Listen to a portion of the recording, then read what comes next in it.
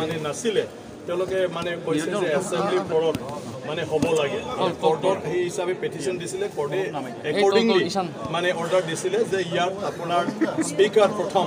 মানে নিৰ্বাচন কৰি ফালে স্পিকাৰৰ দ্বাৰা ইয়াত প্ৰটেষ্টটো হ'ব লাগে আৰু সেই প্ৰটেষ্টটো কম্পোজিট প্ৰটেষ্ট আছিলে যদি হাগ্ৰামা মহিলাই ডাঙৰীয়া বা বিপিএফ দলৰ পৰা ইচ্ছা কৰে তেওঁলোকে চিপৰ কাৰণে নমিনেট কৰিব পাৰিলে হয় কিন্তু তেওঁলোকে কোনো নমিনেট নকৰিলে গতিকে প্ৰমোদ বড়ো ডাঙৰীয়াই ইয়াত মানে ফুল মেজৰিটি হৈ ফালে আজি প্ৰটেষ্টত তেওঁ জয়যুক্ত হৈ গ'ল আৰু এতিয়া প্ৰমোদ বড়োৰ নেতৃত্বত আমাৰ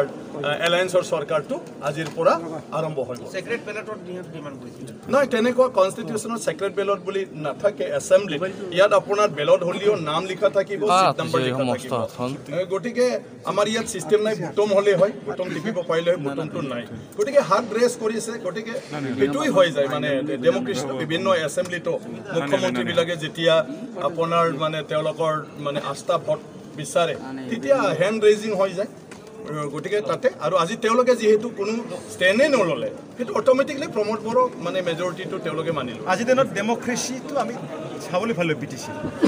নহয় সেইটো উচিত নাছিলে চোৱা ইয়াত এটা সাধাৰণ কথা আছিল যে এলফাবেটিকেলি হ'ব লাগে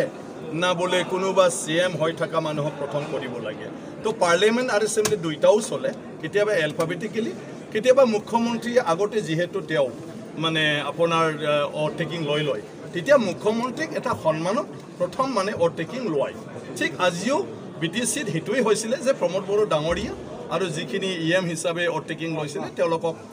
প্ৰথম কৰাইছিলে বাকী এলফাবেটিকেলি গতিকে তাত ইমানখিনি হুলস্থুল কৰিবলগীয়া নাছিলে তেওঁলোকে চবে ছিনিয়ৰ মানে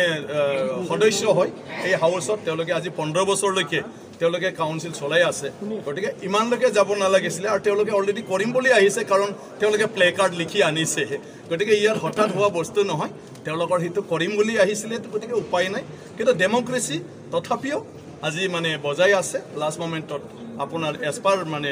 ৰুল আমাৰ এছেম্বলিৰ ৰুল আৰু এতিয়া অনাৰেবল হাইকোৰ্টৰ অৰ্ডাৰ মতে আজি বিটিচিত প্ৰটেষ্টটো হৈ গ'ল নাই এইটোতো ব্যক্তিগত কথা মানি লওক নলওক এতিয়া আইনেহে ক'ব সংবিধানেহে ক'ব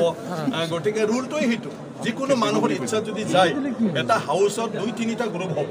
গতিকে ৰুলৰ মতেহে যাব গতিকে আজি ৰুল মতে হৈ গ'ল তাত আৰু কাৰোবাৰ মানা নামানাৰ লগত কোনো কথা নাথাকে যেহেতু এছেম্বলি প্ৰৰিট হয়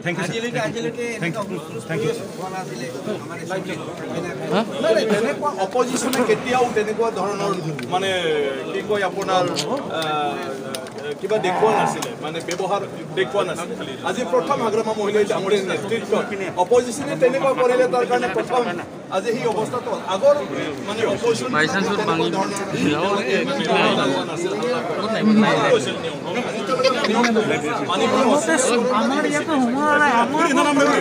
এনে 20 জন লাগিছিলে আৰু আমাৰ স্পিকাৰ আছিলে এজন স্পিকাৰে ভোট নিদিয়ে জেনেৰেলি যেতিয়ালৈকে সমান স্পিকাৰে ভোট নিদিয়ে সেইকাৰণে আপোনাৰ 22 জন হয় গতিকে আমাৰ 3টা বেছি